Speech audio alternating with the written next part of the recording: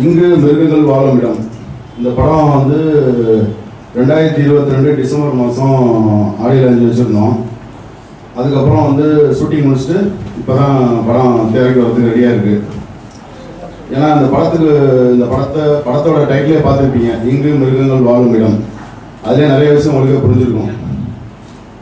அந்த மாதிரி மிருகத்தோட போராடி இந்த படத்தை சென்சார் பண்ணுற இடத்துல போய் பார்த்தீங்கன்னா இங்கு மிருகங்கள் வாழும் பார்ட் 2ங்கிற மாதிரி இருக்குது. சென்சார் இடத்துக்கு போனாங்க. ஏன்னா எங்கே போனாலும் பிரச்சனை, சினிமா எடுக்கிறதுலேருந்து முடிக்கிற வரைக்கும் பிரச்சனை. இதில் வந்து பார்த்தீங்கன்னா யாருமே வந்து சினிமாவை நேசிக்கிறதுக்கு யாருமே கிடையாது.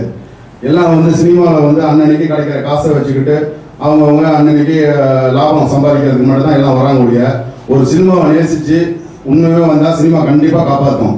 அப்படி சினிமாவை நேசித்து இருந்தவங்க தான் இன்னைக்கு சாதனையாளர்கள். சினிமாவில் இருக்கிற லெஜெண்ட்ஸ் எல்லாமே உண்மையாக சினிமாவை நேசித்தவங்க மட்டும்தான். யாரும் சினிமாவை ஏமாத்துறாங்க கிடையாது. ஆனால் அவங்க பேரை சொல்லிட்டு நானும் அப்படி வருவேன்னு சினிமாவை ஏமாத்திட்டு வாழ்ந்துட்டு இருக்காங்க. ஆனால் அப்படிப்பட்ட சினிமாவை எடுத்து அந்த சினிமா ஜெயிச்சு சத்திரமே இல்லை. அவங்களும் அவங்க குடும்பத்தை ஒழுங்காக பார்க்க மாட்டாங்க, சினிமாவையும் ஒழுங்காக நடத்த மாட்டாங்க. எல்லாமே தண்டை எடுத்தோம் தெரியாத மாதிரி எல்லாம் ஆளாளுக்கு நான் கேமரா பிடிச்சா கேமராமேன் வந்துடுறான். நான் ஒருத்தரை டேக் சொன்னாக்கா உடனே கிளாப்போட கிடையாது. இப்போ கிளாப்போடு சொன்னால் உடனே டேரக்டர் ஆகிறான். எல்லாமே அவங்க உடனே டக்கு வந்துடுறாங்க. ஆனால் பார்த்தா ஒரு சினிமாவுக்கு அந்த சினிமாவில் இருக்க அந்த ஒரு கலை, அந்த ஒரு நேசிப்பு அது எதுவுமே கிடையாது. சினிமாவில் போனால் காசு கிடைக்கும், சினிமாவில் போனால் நம்ம பெரிய ஆளாக இருக்கலாம், சினிமாவில் போனால் 4 பேர் நம்ம செல்ஃபி எடுப்பான், அப்படிதான் சினிமாவுக்கு வரோம் இல்லையா. சினிமாங்கிறது ஒரு கலை. இப்போ எப்படி நம்ம ஒரு படிக்கிறப்ப ஒரு பிள்ளை வந்து மேக்ஸில் இன்ட்ரெஸ்டாக இருக்கும், ஒரு பிள்ளை பார்த்தீங்கன்னா சயின்ஸில் இன்ட்ரெஸ்டாக இருக்கும். அது என்னென்ன காரணம் கேட்டால் அது ஒரு யாருமே அவங்க சொல்லிக் கொடுக்கறது கிடையாது. இயற்கையாகவே அது அவங்களுக்குள்ளே இருக்கிறது. அதே மாதிரி தான் சினிமாவும் அந்த மாதிரி தான் வரும் கலை. அந்த கலை யாருக்கு இருக்கோ அவங்க தான் சினிமாவை காப்பாற்றும், அவங்க தான் சினிமா காப்பாற்ற போறாங்க. மித்தபடி எல்லாரும் வருவான், கோடிக்கணக்கான பேர் இன்னைக்கு இந்த சென்னையில சுத்திக்கிட்டே இருக்காங்க. உலகம் ஃபுல்லாக சினிமா சுத்திட்டு இருக்கான். ஆனா 99% சினிமாவில் தர மாட்டான். அவன் வந்து குழப்பத்திலே வந்திருக்கான். சினிமாவில் போனா காசு சம்பாதிக்கலாம் குழப்பத்திலே வந்திருக்கான். இல்ல சினிமா எடுத்த ஆசையா வர வேண்டியது காசை ஆட்டையா போட வந்திருக்கான். இதுதான் சினிமாக்காரன் இருக்கான். அதனால சினிமா வந்து ரொம்ப நல்ல ஒரு அருமையான ஒரு உத்தமமான என்ன சொல்றது, ஒரு அற்புதமான ஒரு கலையான ஒரு சார்ந்த விஷயம். இது புனிதமான விஷயம். இந்த விஷயத்த வந்து இதை கலைக்கப்படுத்தி இருக்காங்க. அதுக்கு மீறி இந்த போராட்டத்தை மீறி சென்சாருக்கு போனாக்க சென்சார்ல பாத்தீங்கன்னா முத்துகிருஷ்ணன் ஒரு ஏடிஓவா ஏஆர்ஓ முத்துகிருஷ்ணன் அவரு கேட்கறாரு பாருங்க கேள்விய. அவர்லாம் எதுக்கு சென்சார் உட்காந்துருக்காருன்னு தெரியல சார். நான் சென்சாரை பார்த்து ஒன்று கேட்கறேன் சார். ஏன்னா அங்க நான் ஆர்கியூமெண்ட் பண்ணி என்னால் தொடர்ந்து தாங்க முடியல. அதனால உங்கள்கிட்ட வந்து நீங்க வந்துட்டேன். ஏன்னா நீங்க தான் மக்கள்கிட்ட சேர்க்க போறீங்க. பத்திரிகையாளர் மட்டும்தான் ஒரு தனி மனிதனோட கருத்தை வந்து எல்லாத்தையும் கொண்டு போய் சேர்க்கிற சக்தி யாருன்னா பத்திரிகையாளருக்கு மட்டும்தான். ஆனால் அந்த பத்திரிகையாளர் நம்பி இதை சொல்றேன். அந்த ஏஆர்ஓ பாத்தீங்கன்னா அவர் கேட்கிறார் ஒரு கேள்வி, என்னங்க இந்த படத்தை வந்து இப்படி எடுத்து வச்சிருக்கீங்க அப்படின்னு உங்களுக்கு நாங்கள் ஒரு முடிவு பண்ணிருக்கோம் படம் பார்த்ததுக்கு, உங்களுக்கு ஏன் சர்டிஃபிகேட் கொடுக்கலாம் அப்படின்னாங்க. ஏன் சர்டிஃபிகேட்டா, எதுக்கு ஏன் சர்டிஃபிகேட் கொடுக்குறீங்க, அப்படி என்ன இந்த படத்துல வந்து உங்களுக்கு தீரத்தகாத எடுத்து வச்சுக்கலாம். ஏன் ஃபுல்லா ட்ரக்ஸா இருக்கு சார், படத்துல ஃபுல்லா ட்ரக்ஸ் இருக்கு. இவ் ட்ரக்ஸ் இருந்தா எப்படி பார்த்து நிறைய பேர் கெட்டு போக மாட்டாங்களா அப்படின்னு எனக்கு ஒரு மாதிரி ஆயிடுச்சு. இப்ப சமீபத்துல கூட இப்ப நீங்க நியூஸ்ல கூட பார்த்துருப்பீங்க, அதை நான் சொல்ல விரும்பல. நியூஸ்ல இப்ப பார்லிமெண்ட்ஸ்ல இப்போ ஓடிட்டு இருக்கு. இப்ப இந்த டைம்ல ஒரு ½ hour முன்னாடி ஓடிட்டு இருக்கு. ஒருத்தர் கைது பண்ணிருக்காங்க, உங்களே பார்த்துருப்பீங்க. பாண்டிச்சேரி மேட்ரு. பாண்டிச்சேரி பாருங்க, ஒரு சின்ன வயசு பொண்ணு வந்து கற்பழிச்சு கொண்டு போனாங்க. அது அந்த பொண்ணு சாவறதுக்கு என்ன ரீசன் கூட தெரியாது. ஏன்னா அந்த பொண்ணு வந்து இந்த சின்ன பொண்ணை பார்த்து இது எது செய்யாத அதை செய்யாதுன்னு அப்படி சொல்லி வளர்க்குறவங்க எல்லாத்தையுமே ஒவ்வொரு பிள்ளைக்கும் ஒவ்வொன்றுக்கும் எல்லாத்துக்கும் இது தெரியப்படுத்தினாதான் இதனாலதான் விளைவுகள் வரும், இதனால பிரச்சனைகள் வரும் அப்படிங்கிறது ஒவ்வொருத்தரும் தெரிய வரும். இதை செய்யாத அதை காட்டாத, அந்த பிள்ளைகள் இதை செய்யாத இதை செய்யாத காட்டி அந்த பிள்ளைகளுக்கு ஒண்ணுமே தெரியாம வளர்த்து நம்ம நினைக்கிறோம் இந்த ட்ரிக்ஸ் இந்த சினிமால காட்டாதனாலதான் இந்த நாடு சீரழிஞ்சு போய் நினைக்கிறோம். அப்படி பார்க்க போனா நம்ம நினைச்சா நம்ம இதை வந்து அரசாங்கமும் எவ்வளவு கண்ட்ரோல் பண்ணி எல்லாரையும் செய்யுது. ஆனா ஒரு தனி மனிதன் ஒரு மனிதனுக்கு ஒழுக்கம் இல்லாதனால இந்த ட்ரக்ஸ் வந்து அதிகமா போயிட்டு இருக்கு. அந்த ட்ரக்ஸ்னாலதான் இந்த விபச்சாரம், அந்த ட்ரக்ஸ் போய் மூளையை மறக்க வைக்கிறதுனாலதான் இந்த விபச்சாரங்கள் நடக்குது.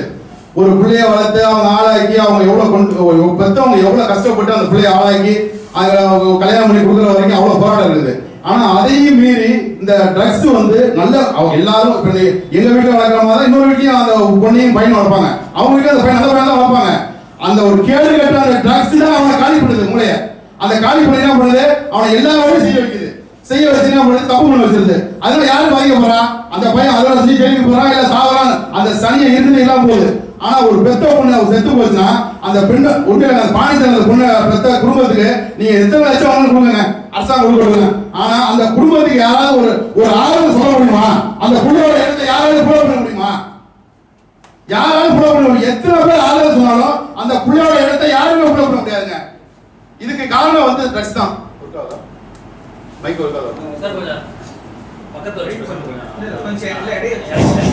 அது மாதிரி அந்த பிள்ளை இடத்த யாருமே பூர்த்தி பண்ண முடியாது. அதுக்கு வந்து அரசாங்கம் தான் இதுக்கு ஒரு முற்றுப்புள்ளி வைக்கணும். அது மாதிரி அந்த மாதிரி செய்ய முடியாதனால அரசாங்கமும் எவ்வளவு பாடுபட்டு எல்லா வேலையும் செய்யறாங்க. எவ்வளவு வழிகள் பேசாலும் அதுல ஒரு ரூப் லைன் வச்சு பண்ணிட்டு இருக்காங்க. நீங்க நிறைய நியூஸ் நிறைய பார்த்துட்டு இருக்கோம்.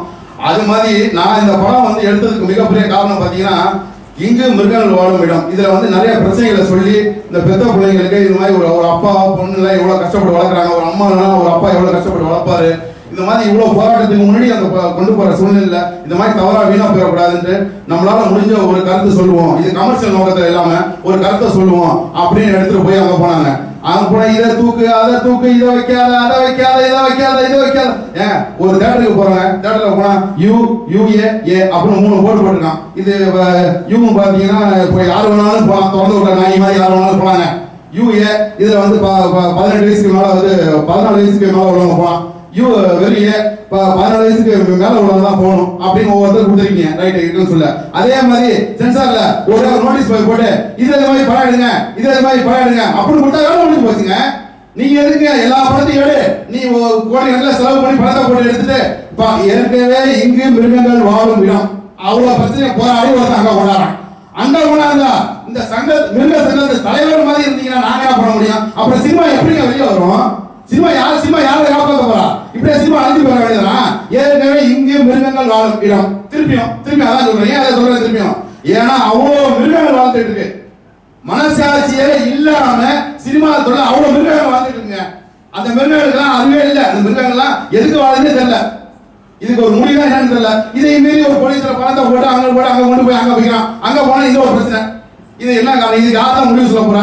ஏன் சொல்லி கொடுத்துருக்காங்க? மானியம் கிடையாது. ரைட்டு, மானியம் கிடையாதுங்க. அந்த கதையே சொல்ல விடாத. இந்த கதையில முக்கியமான கருத்து அதை விட ஏன் சொல்ல விட மாட்டேங்கிறீங்க? அப்புறம் எப்படிதான் எதுக்கு படம் இருக்கிறது? இதை சொல்லாத இல்ல சொன்னா கெட்டு போயிருமா? அப்படி கெட்டு போயிருந்தா எவ்வளவு பிரச்சனை. ஏன் உங்களால சட்டம் கையில இல்ல? எல்லாம் நீங்க கண்ட்ரோல் பண்ண வேண்டியதுதானே? ஏன் கண்ட்ரோல் பண்ண மாட்டீங்க? உங்க கையில இருக்கு எல்லாமே. அதை வச்சு அதை விட்டுட்டு இது பண்ணுது அதை பண்ணுது இதை பண்ணுது எல்லாத்தையும் வந்து எடுத்து போட்டா அப்புறம் படம் எப்படி இருப்பான்? அதனால மக்கள் எல்லாத்தையும் சொல்லிட்டேன். இந்த படம் வந்து ரொம்ப அவர் சொன்ன மாதிரி இந்த படத்துல வந்து ட்ரக்ஸ் இருக்குதான் செய்யுது. அந்த ட்ரக்ஸ்னால வர பிரச்சனைகளை அழகா விழிப்புணர்வு பண்ணி காட்டியிருக்கோம். இந்த படத்துல ஒரு குடும்பத்துல ஒரு அம்மா இல்லாம ஒரு அப்பா ஒரு பொண்ணை வளர்த்து அந்த பொண்ணு வந்து 4 பேர் சேர்ந்து கற்பழிச்சு அந்த கஞ்சானால எல்லாம் சீரழிச்சு அந்த பசங்களோட வேலையை தான் இது மேல சீரழிச்சு போறப்ப அந்த பொண்ணை அவங்க அப்பா எப்படி காப்பாத்தி அது செத்து போனதுக்கு அந்த பொண்ணை வளர்த்து அது கடைசியில் அந்த பொண்ணு செத்து போனதுக்கு அப்புறம் அவரோட மனநிலைமை எப்படி இருக்குன்னு அந்த படம். இதாங்க அந்த படத்தோட கிளைமேக்ஸ். அந்த கிளைமேக்ஸ் போய் பாருங்க. அதுக்கப்புறம் நீங்க வந்து சொன்னீங்களா இந்த படத்துக்கு ஏன் சொல்லி கொடுத்தது சரின்னு சொல்லுங்க, என்ன வேணும் பாத்துக்கலாங்க. ஏன்னா அப்பதான் இந்த முத்துகிருஷ்ணனுக்கு அவருக்கு தெரியுங்க இந்த படத்துக்கு அப்பயும் கேட்கறேன். உங்க மனசாட்சி சொல்லுங்க சார், இந்த படத்துக்கு ஏன் சொல்லி கொடுக்குறீங்க? மனசாட்சி சொல்லுங்க. உங்க வீட்டுல இந்த மாதிரி ஒரு சம்பவம் நடந்துருந்துச்சுன்னா நீங்க இப்படி நினைச்சுப்பீங்க சொல்லுவீங்களான்னு கேட்கறேன். அவங்க பதில் சொல்லணும்ல சார் எங்களுக்கு சில சட்டத்திட்டம் இருக்குங்க. சட்டத்திட்டம் எதுக்குங்க? சட்டத்திட்டம் இருக்கு. சட்டத்திட்டம் சரியான முறையில் பயன்படுத்துங்க. சட்டத்திட்டம் இருக்கு. அவங்களுக்கு ஏற்ற மாதிரி பயன்படுத்துறது சட்டத்திட்டம் கிடையாது. இதுக்கு உங்கள்கிட்ட ஒப்படைச்சிட்டேன். நீங்க தான் இதுக்கு வந்து சரியான தீர்வு சொல்லணும். நன்றி, வணக்கம். வணக்கம். இங்கே வந்திருக்கிற அனைத்து மீடியா நண்பர்களுக்கும் பத்திரிகை ஊழியர்களுக்கும் வணக்கம். இப்போ பைஜான் வந்து ரொம்ப பயங்கரமாக ஆதங்கமாக பேசினாங்க. அவருடைய அனுபவத்தில் சொன்னார் தவிர அவர் சொன்னது ஒன்றும் கூட பொய் கிடையாது. காரணம் கேட்டால் இந்த படத்தில் அவர் வந்து வாழ்ந்துருக்காரு. நீங்கள் சேதுன்னு ஒரு படம் பார்த்து விக்ரம் நீங்கள் சினிமா நிற்கிறதா காரணமே அந்த சேதுன்னு ஒரு படம் தான். அதே மாதிரி தான் ஒரு கிளைமேக்ஸில் பார்த்தீங்கன்னா உண்மையிலே நடிச்சிருப்பார். இவர் வந்து சினிமாவில் வந்து நடிக்கணும்னு வந்தவர் இன்னைக்கு வந்து ஒரு ப்ரொடியூசராகவும் ஒரு ஹீரோவாக வந்திருக்காருன்னா அவருடைய வெறி. இப்போ அதனால தான் சொல்கிறேன், சினிமாவில் நிறையா பேர் ஏமாத்துறேன். அது உண்மை. ஏமாற இருக்கிற வரைக்கும் ஏமாத்துறதுன்னு அதுதான் சொன்னேன் சார்ட்ட. நீங்கள் ஒன்றும் கவலைப்படாதீங்க. தமிழ்நாட்டில் பாதி பேர் மிருகமாக வாழ்றான். ஏன்னா அவனுடைய வாழ்க்கை மட்டும் தான் ஓட்டிட்டு இருக்கான். ஆனால் எங்களுக்கு கவலை சொல்லிட்டு அப்போ நம்ம வந்து மிருகம் படத்தை வந்து பண்ணியிருக்கோம். நான் ஒரே ஒரு எக்ஸாம்பிள் சொல்கிறேன், உங்களுக்குலாம் தெரியாது, ஏன்னா நீங்களாம் புதுசு. நான் வந்து 1991 ராசாவி மாசத்துலன்னு ஒரு படம், அந்த படத்தில் நான் ஒர்க் பண்ணேன். அதுக்கப்புறம் அரண்மனை ராஜீவன் நானும் வடிவேலு எல்லாம் ஒன்றாவே இருக்கும்போது அப்போ அரண்மனை இருந்தது, சாரி ராசாவி மாசம் படம் வந்து நல்ல ஓஹோன்னு ஓடி போச்சு. ஓடி போனதுக்கப்புறம் பார்த்தீங்கன்னா அந்த படம் வந்து கிட்ட சரி ஆஃபீஸ்லாம் ரெடி பண்ணலாம். ஏன் அதை சொல்ல வரேன்னா, இவர் எந்த அளவுக்கு சினிமா நேசியாக அந்த ஒரு கதையை சொல்ல வரேன். அப்போ ஆஃபீஸில் பெயிண்ட் அடிக்கணும் அப்படின்னு சொல்லும்போது அப்போ நானே வடிவெல்லாம் செஞ்சு அடிக்கும்போது ராஜீவன் சார் தம்பி சொன்னார் ஒரு பெயிண்ட் கடை பண்ணேன். அப்போ பார்த்தீங்கன்னா 91 பார்த்தீங்கன்னா அந்த நார்த் சோனோடு இளையராஜா சார் கூட இப்போ ஆஃபீஸ் போட்டுக்காரில்ல கூட அந்த இதில் வந்து தான் பெயிண்ட் கடை இருக்கும். நான் அப்படியே நடந்து வந்துருந்தேன். வந்துட்டு பார்த்தீங்கன்னா நெல்லை ஆடிவர்ஸ்னு ஒன்று இருந்துச்சு. அந்த நெல்லை ஆடிவர்ஸ்னு பார்த்தீங்கன்னா பெயிண்ட் அடிச்சாரு போகிறேன். அப்போ சன் டிவி கலாநிதி மாறன் உங்களுக்கு எல்லாரும் தெரியும். அன்னைக்கு எப்படி இருந்தாங்க நான் சொல்லுவேன். ஏன்னா இன்னைக்கு கலாநிதி மாறன் வந்து இன்னைக்கு உலகத்துல அவரை விட ஒரு சாதனை கிடையாது. காரணம் என்ன, ஒரு வளர்ச்சி தான் சொல்ல வரேன். யாரும் தப்பா எதுவும் நினைச்சுக்காதீங்க. இன்னைக்கு கலாநிதி மாறன் வந்து இந்த அளவு இருக்காருன்னா அவரோட உழைப்பு, அவர் சினிமா நேச ஒண்ணுதான். நீ உலகம் முழுக்க சன் டிவி தெரிய ஆளே கிடையாது. ஏன்னா அன்னைக்கு பாத்தீங்கன்னா அந்த அதுல வந்து அவர் தான் முரசொலியோடைய எம்டி இன்சார்ஜ். முரசொலியில வந்து அவர் இருக்காரு. அந்த குங்குமம்னு ஒரு பத்திரிகை இருக்கு, அதையும் அவர் தான் பண்றாரு. அப்ப நான் அந்த கடையில பெயிண்ட் வாங்கியிருக்காங்க, முரசொலி இதுல வந்து பெயிண்ட் வாங்கி அடிக்கிறதுக்காக ரெடி பண்றாங்க. அதுல ஒரு 5000 ரூபாய் பெட்டிங். இது வந்து உண்மை சத்தியம். அது நெல்லை ஆர்வம் கீழே கிடையாது ராஜீவ் சார் ஊர். அப்ப என்னன்னா நாங்க பெயிண்டிங்லாம் வாங்கி எல்லாம் அடிக்கும் போது அந்த பையன் சின்ன பையன் வந்து ஆங்கர் பண்ற அந்த மாதிரி பையன், அவனுக்கு தெரியல.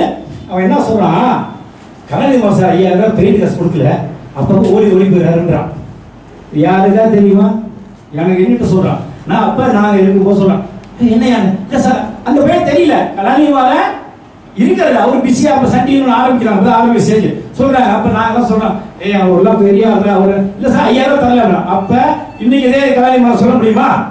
நீங்க இன்னைக்கு இந்தியாவில் இன்னைக்கு தமிழ்நாட்டில் 234 எம்எல்ஏ இன்னைக்கு நினைச்சா 5 செகண்ட்ல வாங்கி முதலமைச்சர் ஆக முடியும். நீ கலாநிதி மாறன் ஏன் நான் 544 எம்பியை வாங்க முடியும். அப்ப இவரோட உழைப்புல வந்ததா நீ கலாநிதி மாறன். ஏன் சொன்னா நான் கண்கூட பார்த்தேன் அந்த பையன் சொன்னான். அப்ப நானே இன்னைக்கு உங்ககிட்ட பேசுறேன்னா உழைப்பு ஒண்ணுதான் வேணும். அதே மாதிரி தான் இவர் வந்து மேல வரணும். ஆனா நான் எப்படியா சினிமா ஏதாவது ஒன்று பண்ணணும் நடிக்க வந்தவர் ஆக்சுவலா அவர் நடிக்க வந்து எல்லா பக்கம் ஏமாந்துருக்காரு. நிறைய பேருக்கு வந்து நடிக்க வந்து என்ன சொல்லி ஏமாந்து போனதுக்கு அப்புறம் தான் அது சார் நானே சொந்தமா ஒரு படம் எடுக்கணும் அப்படிங்கும்போது இதுக்கு நிறைய பேர் ஏமாந்துட்டாங்க. இதுக்கு நான் நிறைய ஃபைட் பண்ணியிருக்கேன். இது டைரக்டர் கூட சரியான முறையில் சப்போர்ட் பண்ணல, கேமரா சப்போர்ட் பண்ணல, எல்லா வழியும் சப்போர்ட் பண்ணல. இன்னைக்கு படம் வந்து நிக்கிறது முறையை வாழ்ந்தா மெயினுக்காக அவரோட ஒண்டியான தனி முயற்சியாலையும் என்னோட சப்போர்ட்ல வந்து உங்களுக்கு பேசுறோம்.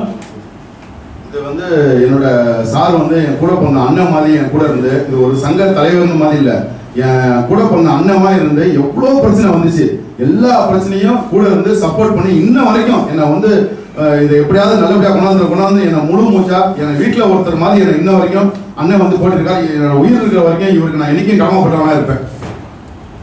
ஏன் சொல்ல வரேன்னா நான் எல்லாரையும் பார்த்து வந்தேன். ஏன்னா நான் சினிமாவில் இருந்து நான் 35 வருஷம் இருக்கேன்னா நான் ஆக்சுவலாக சிந்தாமணி குடியரசுலேருந்து எல்லாரையும் பார்த்து வந்தா நீ அவங்க இருக்கிறேன். போய் சொல்லணும்னு அவசியம் இல்லை, போய் சொல்ல மாட்டேன். இன்னைக்கு இளையராஜா மியூசியம் ஆஃபீஸ் பக்கத்தில் தான் இளையராஜா இருந்துச்சு.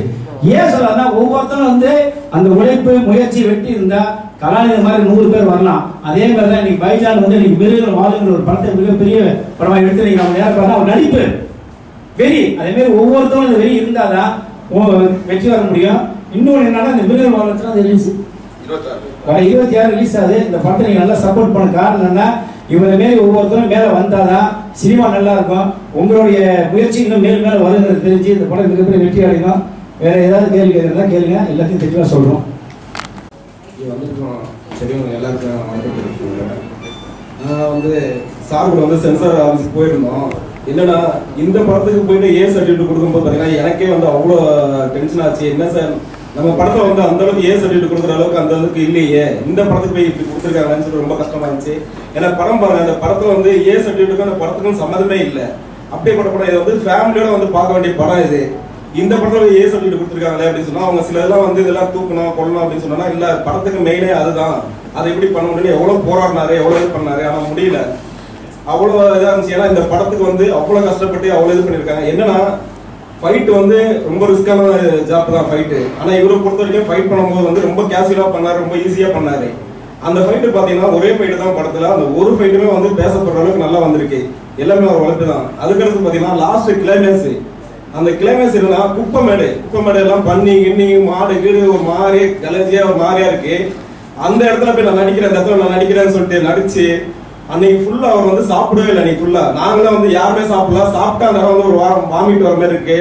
அந்த இதில் போய் நடிச்சு இது எப்படின்னா நான் நடிக்கணும், எப்படின்னா இந்த படத்தை வந்து வெளில நான் நடிச்சு நான் பெரிய ஆகணும் அப்படின்னு சொல்லிட்டு ரொம்ப ஆர்வமா ரொம்ப இன்ட்ரெஸ்ட் எடுத்து பயங்கரமா பண்ணாரு. எங்களுக்கே சொன்னோம், என்ன சார் இங்க இருக்க கூட முடியலையே, நிக்க கூட முடியல, இதுல போயிட்டு உருள்றீங்க பரல்றீங்க, எப்படி சார் இவங்களுக்கு தாங்குறீங்க அப்படின்னா, இல்ல மாஸ்டர் நான் ஜெயிக்கணும் அப்படின்னு சொல்லிட்டு இந்த படத்துல வந்து இந்த படத்துல மெயின் கிளைமேக்ஸ் தான். அந்த கிளைமேக்ஸ் வந்து யாரா இருந்தாலும் சரி கண்டிப்பா இந்த படம் கிளைமேக்ஸ் பார்த்துட்டு எல்லாருமே வந்துருவாங்க. சார் வந்து இந்த கிளைமேக்ஸ்ல வந்து அவ்வளவு அற்புதமா நல்லா நடிச்சிருக்காரு இந்த. அதுக்கடுத்து பாத்தீங்கன்னா ஒரு மாசம் அது பண்ணது ஒரு மாசமா பாத்தீங்கன்னா அவர் உடம்பு சரியாம போயிடுச்சு, எவ்வளவு பிரச்சனைலாம் வந்துச்சு. அதெல்லாம் தாங்கிட்டு இன்னைக்கு அந்த படத்தை அவருக்கு அந்த கிளைமேக்ஸ் பார்த்து எல்லாருமே அவரை பத்தி சொல்லும் போது அவருக்கு ரொம்ப சந்தோஷமாச்சு. கண்டிப்பா இந்த கிளைமேக்ஸ் முடிச்சுட்டு வந்து ஒரு மாசம் எனக்கு வந்து ஓப்பனா சொல்றேன், நீங்க எதிர்த்தாப்புல உட்காந்துருங்க, பத்திரிகையாளர் மட்டும் இல்லை, என் சகோதர சகோதரிகள் தான். எனக்கு யூரினை போலங்க, அந்த குப்பை தொட்டில் பண்ணி இன்ஃபெக்ஷன் ஆகி எனக்கு யூரினை போல. நான் ஹாஸ்பிட்டலில் போயிட்டு எனக்கு கிட்னிலாம் ஃபெயிலியர் ஆயிடுச்சு அவ்வளோதான் அப்படிங்கிற மாதிரி சொல்லிட்டாங்க. இது வரைக்கும் இப்போ என் எதிர்த்தாப்புல என்னோட நண்பர் வந்திருக்காரு, எனக்கு ரொம்ப உயிர் நண்பர், எனக்கு எந்த அளவுக்கு சப்போர்ட் பண்ணுவார், ராஜாங்கிற பேர் வந்திருக்காரு. அவரு கூட இது எனக்கு தெரியாது. நான் பர்சனலாக போய் ஹாஸ்பிட்டலில் போய் பட்ட 2 கிட்னி ஃபெயிலியர் கண்டிஷன் போயிடுச்சு, எனக்கு இன்ஃபெக்ஷன் த்ரோட்டு ஃபுல்லாக ஆயிடுச்சு அப்படின்னா நான் அப்போ கூட என்ன சொன்னாங்க, அவ்வளோதான் நான் சினிமாவில் சாதிக்காமல் சாக மாட்டேன் டாக்டர்னு வெளியே வந்துட்டேன். இது வரைக்கும் எனக்கு ஒன்றுமே ஆகலைங்க. என் கலைத்தை என்னைக்குமே நான் காப்பாற்றுவாங்க. இதே சினிமாவில் நான் நல்ல ஒரு சிறந்த நடிகரா வளர வரைக்கும் எனக்கு சாவே கிடையாதுங்க. அப்புறம் 2014 என்னோட படம் என்ன தொட்டாயிரம் படம் ஏன் சொல்ல மெயினாக அதை பேசணும். சினிமா வந்து நல்லா இருக்குங்க, ஒன்றும் இல்லை. இப்போ சன் டிவி வந்து 2014 தான் மோடி எலெக்ஷன் போய் ஜெயிக்கிற அன்னைக்கு தமிழ்நாட்டில் எந்த படம் ரிலீஸ் ஆகல, என்னோட படம் மட்டும்தான் ஒரே படம் ரிலீஸ் ஆகி தமிழ்நாட்டில். படம் பேர் என்ன தொட்டாய். அந்த படம் ரிலீஸ் பண்ணி ஓடிட்டு இருக்கு. படம் வந்து ஓடும்போது எனக்கு வந்து பெருசாக வரல அப்படின்றதுனால அது கடைக்கு போ அப்படின்னு சொல்லிட்டு நான் படம் ரிலீஸ் பண்ணிட்டு சாந்தி தேட்டரு, உதயம் தேட்டரு, ஆகத்தியா, பிவிஆர் ரிலீஸ் பண்ணிட்டு ஒன்றும் பெருசாக வசூல் வரல, வந்தால் வந்து சொல்லி போயிட்டேன். அப்போ எனக்கு சன் டிவிலேருந்து ஃபோன் பண்ணாங்க, நான் மெயினாக அதை சொல்லுன்னு அதை போட்டேன். சன் டிவிலேருந்து ஃபோன் பண்ணாங்க. அப்போ பட்டினப்பாக்கம் ஆஃபீஸு ஃபோன் பண்ணி இதுமாரி நாங்கள் சன் டிவிலேருந்து பேசுகிறோம், உங்களுடைய கண்டென்ட் வேணால் நாங்கள் வந்து டாப் 10ல் போடணுங்க. நான் தான் படம் ஓடல ஒன்றும் இல்லை அப்படின்னு சொல்லிட்டு விட்டேன். அப்போ இல்லைங்க எனக்கு தெரியல, இல்லை நீங்கள் கொண்டு வாங்க நாங்களே பார்த்துக்குறோம் அப்படின்னு சொல்லிட்டாங்க. அப்போ என்னோட படத்துக்கு பிடிச்சி என்னோட ஒய்ஃபு சரி 2 பேரும் இருந்து போகிறோம் சன் டிவிக்கு. ஏன் சொல்ல வரேன்னா படம் நல்லா இருக்கு, படம் நல்லா வாங்குவாங்க, நம்ம முன்ன படத்தை ஒழுங்காக எடுக்கணும். இந்த சொன்னார் பார்த்தீங்களா, இவர் நல்லா நடிச்சாரு, இவர் செலவு பண்ணல முடியாது, சரியான முறை டேரக்டர் படம் பண்ணலைன்னா அந்த படத்தில் மேக்கிங் இல்லை கண்டென்ட் இல்லைன்னு சொல்லி இது பண்ணாங்க. அப்போ நான் எது நேராக சன் டிவியில் போய் 9ஆம் படிப்போம், 9ஆம் போய் கூட்டு போய் பார்த்தா என்னோட படத்தை பார்த்தாங்க. படத்தெல்லாம் பார்த்துட்டு எக்ஸ்டி இல்லை அப்படின்னாங்க. நான் தான் இங்கே படமே அந்த அளவுக்கு பெருசாக சொல்லிட்டு விட்டேன். ஏன்னா அது ஒரு ஏமாத்திட்டா ஒருத்தர் ஹெல்ப் பண்ண முடியலனால சரி சன் டிவியில் போட முடியும் சொல்லி இது கொண்டு என்னோட ஆர்டர்ஸ் கொடுத்தேன். ஆர்டர்ஸ்க்கு போட்டு பார்த்துட்டு ஹெச்டி குவாலிட்டி இல்லை சார், பரவாயில்ல நீங்கள் ரெடி பண்ணுங்க அப்படிங்க. அதுக்கு ஒரு 25,000 ஆகணும், பரவாயில்ல சொல்லிவிட்டு அங்கேயிருந்து கொடுத்து படத்தை பார்த்துட்டு அதுக்கப்புறம் அவங்க மூலியமாக ரெஃபர் பண்ணால் ஜேரியில் உடனே படத்தை விற்றுட்டேன். ஏன் இதை நான் சொல்கிறேன்னா சினிமா எல்லா சேனலுமே படம் வாங்குவாங்க, எல்லா சேனலுமே ஆள் இருக்கு. ஏன் இப்போ நான் ஒன்றும் இல்லை, எனக்கு படம் நல்லா விட்டா சண்டியில் நானே நேரடியாகவே போய் சண்டியில் பேசி எங்கள் சங்கத்துக்குள்ள எல்லா படத்தையும் வைக்க முடியும். எங்காலும் என்ன பண்ணுறாங்க ஒரு தப்புன்னா, எங்காலும் என்ன தப்பு பண்ணுறாங்கன்னா இவர் மாதிரி ஹீரோவாக நடிச்சாரு பிடிச்சிருந்தேன், அவரே டேரக்டர்ன்றாரு, அவரே பிடிச்சிருக்கிறாரு, அவரே நடிகர்ன்றாரு, அவரே எல்லாமே எடிட்டர் கன்வீனர் எல்லாமே டிஆர்ல வர முடியுமா? அதுதான் நான் இப்போ சொன்னேன். என்கிட்ட வந்து பார்த்தீங்கன்னா இப்போ 900 மேலே என்னோட புதுசில் 40-50 படத்துக்கு மேலே ஷூட்டிங் போயிட்டு இருக்கு. படத்தை தெளிவாக எடுக்க மாட்டேங்கிறாங்க. அது ஒன்று தான் வருத்தப்படுறேன், வேற ஒன்றுமே இல்லை. எல்லாருமே தயாரிப்பாளர் தவிர எல்லாருமே நல்லா இருக்காங்க. படம் இருக்கிற புதுசர் தவிர இப்போ எல்லாருமே நல்லா இருக்காங்க. காரணம்னு கேட்டால் இவங்க தெளிவாக முடிவு பண்ணி ஒரு படத்தை எடுக்கிறது இல்லை. இப்போ டேரக்ஷனாக டேரக்ட் மட்டும் பண்ணணும், நடிகராக நடிகை மட்டும் ஒன்றும் இல்லை சார். ஓப்பனாக சொல்ல சார், நீங்கள் ரஜினி, கமல், விஜய், அஜித், சூர்யா, சிம்பு, தனுஷ் எல்லாரும் படத்து ஃபர்ஸ்ட் வந்து நடிகை தான் வந்தாங்க. அதுக்கப்புறம் 10 படம் பண்ணி அனுபவப்படுத்த அவங்க டேரக்ட் பண்ணாங்க. நம்ம நேராக ஸ்ட்ரெயிட்டாக எல்லாமே பண்ணுறாங்க. நான் ஓப்பனாக சொல்றது, உண்மையாக சொல்றது. எல்லா எம்ஜிஆர் வரைக்குமே பல படம் எடுத்து அதுக்கப்புறம் சொந்த ஒரு அவர் டேரக்ஷன் பண்ணாரு. அதுமாதிரி யாரெல்லாம் எடுத்துக்கிறீங்க, பாரதிய சார் என்ன பண்ண அவர் நடிக்க வந்தவர் தான், அவரும் பல படம் நடிச்சு எடுத்துட்டு அதுக்கப்புறம் அவர் கல்லுக்குடிக்கிற நீங்க நடிச்சாரு. அனுபவம் இல்லாமல் நிறைய பேர் படம் பண்ண போறாங்க. அது ஒண்ணுதான் நான் தயாரிப்பாளர் சங்க தலைவராக இருக்கிறதுனாலும் சரி, 24 கிராஃப்ட் தலைவராக இருக்கிறதுனால நான் தெளிவாக சொல்றேன். ஏன்னா எல்லாத்தையும் நான் சப்போர்ட் பண்றேன். வெறும் ஒரு 5000 போய் நாங்க இறங்கி வேலை செய்யறோம். அது நடிகராக இருந்தாலும் சரி, கேமராமேன் இருந்தாலும் சரி, டெக்னீஷியன் எந்த ஒரு இதாக இருந்தாலும் ஐயூட்டி அழிக்க வேலை செய்யறோம். நீங்க நல்லா வாங்க, அனுபவத்தோட வாங்க. உங்களுக்கு சினிமா இதுமே யாராலும் அழிக்க முடியும். ஏன்னா உங்களுக்கு வந்து நீங்க பல மாதிரியான தொழில் சங்கம் மாதிரி இன்னைக்கு நீ பிரிச்சு ஒன்றுலாம் கிடையாது. இன்னைக்கு 1000 சங்கம் வந்துச்சு. தமிழ்நாட்டில் எடுத்த தொழில் சங்கம் லட்சக்கணக்கில் இருக்கு, லட்சக்கணக்கில் அரசியல் கட்சி இருக்கு. இந்தியாவில் இல்ல மாதிரி தொழில் ரீதியில் நம்ம நீ வளர்ச்சி யாராவது ஒண்ணு வாங்கி நீங்க அத்தனை பேருமே செல்லில் இருக்கீங்க, அத்தனை பேருமே உலகத்தில் அத்தனை ஒரு நிமிஷம் வெளில பாக்குறீங்க. அப்படிங்கும்போது சினிமா நல்லா இருக்கு, அது முறையா பண்ணணும். அதுக்காக சொல்றேன், சினிமா நல்லா இருக்கு, நீங்க நல்லா பண்ண படம் நல்லா எடுத்துவாங்க. எந்த டீச்சர் நான் பேசி வாங்கி தரேன், வித்து தரேன், ரிலீஸ் பண்ணி தர சொல்றேன். காரணம் எல்லாமே என்ன பேசுறேன், அவ்வளவு சன் டிவி போன் பண்ணி கூப்பிட்டு நான் போய் வேலை போயிருக்கும் போது மற்ற எந்த டிவியும் அவங்கள பேச முடியாது, எல்லாத்தையும் பேசலாம். நீங்க படம் நல்லா இருந்தா நான் வாங்கி சொல்றாங்க, கண்டென்ட் நல்லா இருந்தா வாங்கிடுவோம். எங்களுக்கு ஆபீஸ் வேலையில் எங்களுக்கு வந்து மேக்கிங் நல்லா இருக்கணும் சொல்றாங்க. நன்றி, வணக்கம். நான் ஒத்துக்க மாட்டேன் போய் நீங்க பெரிய ஹீரோட்ட சொல்லுங்க, நாங்க எங்க படம் யார் வரல நான் கூப்பிட்டு திட்டியார் வர வரியா இல்லையான்னு கேட்டா வந்துருவாங்க. அது ஒத்துக்க மாட்டேன் மணி. நான் சொல்ல சிறு படத்துக்கு எந்த ஹீரோயும் வரன்னு சொல்லவே மாட்டாங்க. எங்களால பட்ஜெட் இல்லைன்னா கூப்பிட்டு வர முடியாது, அவன் தான்.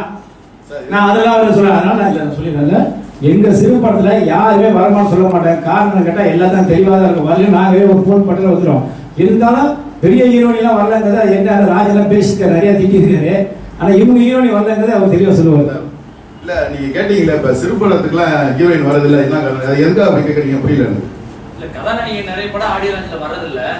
இல்ல எதை இப்ப நீங்க கேக்குறீங்க, ஒரு கேள்வி கேக்குறேன், எதை வச்சு இந்த பேஸ் பண்ணி இந்த கேள்வி கேக்குறீங்க? இல்ல சார், நிறைய படத்தோட ஆடியோ லான்ச்ல ஹீரோயினே வரது இல்ல. ஏன் சிறு படத்து ஹீரோயின் வரக்கூடாதுன்னு ஏதாவது சட்டம் அப்படின்னு? இல்ல அது நீங்க தான் சொல்லணும். இல்ல இல்ல அதுக்கு நீங்க ஒரு வீட்டுல ஒரு ஃபங்க்ஷன் நடக்குது, ஒரு 4 பேருக்கு பத்திரிகை வைக்கிறோம், 2 பேர் விருப்பப்பட்டு வருவாங்க, திடீர்னு ஒரு சூழ்நிலை இருக்கும், வர முடியாம போவோம். அது ஒரு அந்த வீட்டுல நீங்க போன வாட்டி நீங்க வரலையே, அதனால இந்த வாட்டி வரக்கூடாது, இல்ல அந்த மாதிரி ஒரு ரீசன் போக அவசியம் இல்ல. அந்த அர்த்தத்துல கேட்கல சார். இப்ப நீங்க ஹீரோ வந்துட்டீங்க, கதாநாயகன் நீங்க வந்துட்டீங்க, எதுக்காக கதாநாயகி வரல? அவங்க முக்கியமானவங்க தானே? ஆமா முக்கியமானவங்க தான். ஆனா இப்ப அந்த பொண்ணு வந்து மலையாளி, அந்த பொண்ணுக்கு மலையாளி. விஷு 14ஆம் தேதி விஷு கேரளாவில் விஷு பண்ணி வருவாங்கல்ல, அது நடந்துச்சு. முடிஞ்சோன்னா அதுக்கப்புறம் அவங்க ரிலேட்டிவ்லாம் வந்திருக்காங்க. வெளிநாட்டில் அந்த பொண்ணு அங்கே இருக்கு, சவுதியில் இருக்கு. அதனால அந்த பொண்ணு சூழ்நிலை வர முடியாதனால உண்மையா சொல்லிட்டாரு. வெளிநாட்டுல இருந்து எல்லாம் பட்ஜெட் நாங்களே சரி பண்ணலாம், வர முடியாது, பிளேன் டிக்கெட் போட்டு கொண்டு வர முடியாது. கேரளாவில் ஏசி பஸ் போட்டு கொண்டு வரணும். இது பட்ஜெட் போடலாம். ஆனால் ஏற்கனவே பட்ஜெட் பிச்சை ஆக்கி விட்டு ஒரு வழியாக கொண்டு விட்டாங்க. அதே இல்லை தாங்கி தான் இன்னும் உட்காந்துருக்காரு. அதனால் ஹீரோனு எந்த படத்தாலும் வருவாங்க, வரலாம் நான் கூப்பிட்டாது வருவாங்க, கவலைப்படாதீங்க. ஒரே ஒரு கேள்வி சார், இப்போ நீங்க சொல்றீங்க ப்ரொடியூசர் எல்லாமே கையை லாஸ் ஆகுறாங்க, ஹீரோ தான் சம்பாதிச்சுறாங்க, டைரக்டர் தான் சம்பாதிச்சுறாங்க சொல்றீங்க. ஏன் ப்ரொடியூசர் வந்து ஏன் சரியான ஆலோசனை பண்ணாம படம் எடுக்கிறாங்க? அதுதான் சார் நான் சொல்லிட்டு இருக்கேன். அதுதான் இப்பதான் சார், இப்ப நான் இந்த 3-4 வருஷமா தான் சார் ஒவ்வொன்றா சொல்லிருக்கேன். அதான் சொன்னேன் இப்ப தானே, அவர் படம்னா அவர் படமா மட்டும் இருக்கு, புடிச்சா மட்டும் இருக்கு சார். இல்லையே, அவரே டேரக்டர்ன்றாரு, அவரே புடிச்சுன்றாரு, அவரே ஹீரோன்றாரு. சில படங்கள் பாத்தீங்கன்னா வெறும் ப்ரொடியூசர் மட்டும் தான் இருப்பாங்க. அந்த படமே பாத்தீங்கன்னா கடைசியா நான் போண்டியா கிட்ட காசு இல்ல, அது சரியான அனுபவம் இல்ல, அது சரியான ஒரு கதையோ இதே சரியான ஒரு சார். எங்க மேல ஒரு சங்கத்தை நானும் சார், இப்ப நான் உள்ள ஓபனா பேசுறேன், கேட்கணும் சார். புது ப்ரொடியூசர் தெரியாத சார், சங்கத்தை தெரியாத பணம் இருக்குல்ல, பணம் வச்சிருக்கல, அது எப்படி 4 பேர் கேட்கணும்ல, உடனே பிள்ளை விட்டு படம் வரும்போது அனுபவம் வர கேட்கணும்ல. இல்ல ஏதாவது நானா யாராவது வர கேட்டு எடுத்தா அந்த புடிச்ச தப்பிக்கலாம் சார். நீங்க உங்க வாயால சொல்லுங்க, புதுசு ப்ரொடியூசர் வந்தாங்கன்னா என்ன அனுபவம் பண்ணணும், சங்கத்தை அனுபவம் நீங்க எப்படி மீடியால சொல்லிட்டீங்கன்னா அதுக்கேற்ற மாதிரி பார்த்து மீடியால பார்த்து வருவாங்க. இப்ப எங்க சங்கம் தான் ஓபன் சொல்ல டென்ட்ல இருக்கு, நம்பர் 1ல போகுது. தமிழ்நாடு திருமூல் தரப்ப சங்கம் ஆர்கே அன்புசலம் தெரிய ஆலைகளை இன்னைக்கு ஒரு நாளைக்கு எங்க சங்கத்துல 10-15 பேர். காரணம் என்னன்னா நான் 1-3 தான் சொல்லுவேன் சார். டைரக்டர், ப்ரொடியூசரு, கேமரா 3 பேர் கூப்பிடுறேன். தம்பி டைரக்டர் உன் கண்டென்ட் கரெக்டா இருக்கணும், கேமரா பண்ண நீ கரெக்டா ஒளிபரப்பு பண்ணணும், நீ கரெக்டா செலவு பண்ணணும். நீங்க 3 பேர் ஒன்னா சேர்ந்து படம் எடுத்து இப்ப எப்படி வந்திருக்கீங்களோ அதே மாதிரி நான் சங்கத்துக்கு வந்தாதான் நான் உங்களுக்கு எல்லாம் சப்போர்ட் பண்ணுவேன். நீங்க 3 பேரும் இப்ப வந்துட்டு அந்த ஆள் போய் சண்டை போட்டு வந்தீங்கன்னா சப்போர்ட் பண்ண மாட்டேன். ஏன்னா நீங்க 3 பேருமே சரியா இல்லை, நான் சப்போர்ட் பண்ண சொல்லி அனுப்புறேன். இப்ப இந்த நிமிஷம் நீ காலோட வந்து ஜாயின் பண்ணாங்க, இதெல்லாம் சொல்லி அமைச்சேன். என்ன போறது என்னன்னா ஒரு சொல்லுவாங்களே தலை நல்லா தான் வாழலான்னு 3 பேர் ஒத்திமா இருந்தாதான் அந்த படம் வெளியே வரும், கதை நல்லா இருக்கும். யாருமே இல்லை சார், அவரே ஹீரோ பிடிச்சப்ப நான் என்ன சார் சொல்ல முடியும்? கேட்டோன்னா நான் தான் சார் ஹீரோ. இப்ப நீங்க சொன்னீங்க பார்த்தீங்களா, இந்த 3 பேர் தான் மெயின். அந்த ஆணி பேர் ப்ரொடியூசர், டைரக்டர், கேமரா 3 பேர் தான் படத்துக்கு இன்னைக்கு காலகட்டத்தில் இவங்க தான் சார் மெயின். இவங்க ஒத்திமா இருந்து எங்களுக்கு சங்கத்தை 4 கேட்டாங்கன்னா படம் நல்லா இருக்கும், போட்ட காசா வரும், இல்லைன்னா ஒன்றும் வராது. சொல்லுங்க, வேற ஏதாவது கேள்வி இருக்குங்களா?